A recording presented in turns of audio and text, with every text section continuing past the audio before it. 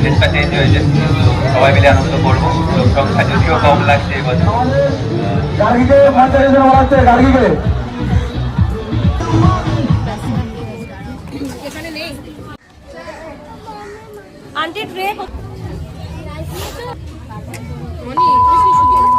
Hello everyone, তো চলে আসলাম আবার একটা লং ভিডিও শেয়ার করতে তোমাদের সাথে।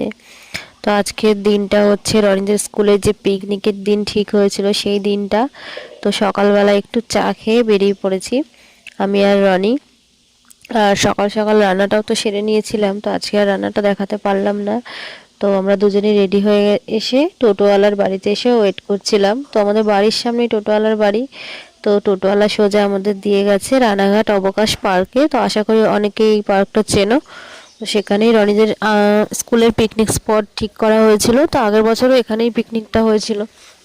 তো আগের বছর তো আমি আসতে পারিনি, তো এই বছর রনির অনেক অনুরোধের পরে আমি আসলাম। তো এইবারও আসার মতো পরিস্থিতি ছিল না, মানে আমার রনির দুজনেরই শরীর খারাপ, ঠান্ডা কাশি।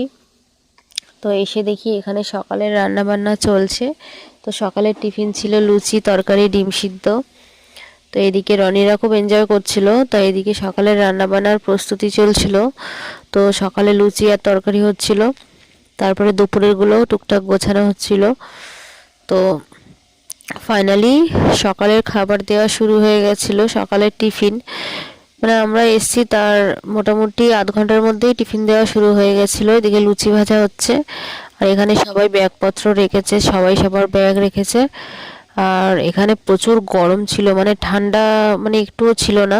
তো যার কারণে এসে অনেকে তো আগে সোয়েটার খুলিয়ে দিয়েছিলাম, তো পরে আমি খুলেছিলাম। তো এদিকে দিদিভাই কারোর সাথে ফোনে কথা বলছিল। আর আমরা সবার সাথে এখানে আসিনি, আমি আর দিদিভাই আর দুই বন্ধু আমরা একসাথে টোটো করে এসেছিলাম।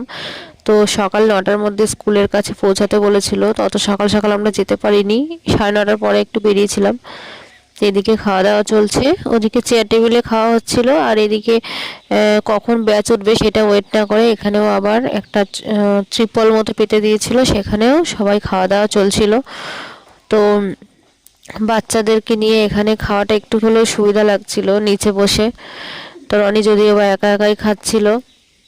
তো লুচি খেতে রনি খুব ভালোবাসে, যেহেতু শরীরটা একটু খারাপ ছিল, মুখে কোনো টেস্ট নেই, তাই জন্য ও 2-3টে লুচি খেয়ে উঠে গেছে, নয়তো ও লুচি খেতে খুবই ভালোবাসে। দুই বন্ধু একসাথে বসেছে, আর ওদিকে আমি আর দিদিভাইও একসাথেই বসেছিলাম। তো লুচি তরকারি দেওয়ার পরে একটা করে ডিম সিদ্ধ দিয়ে গেছিলো সবাইকে।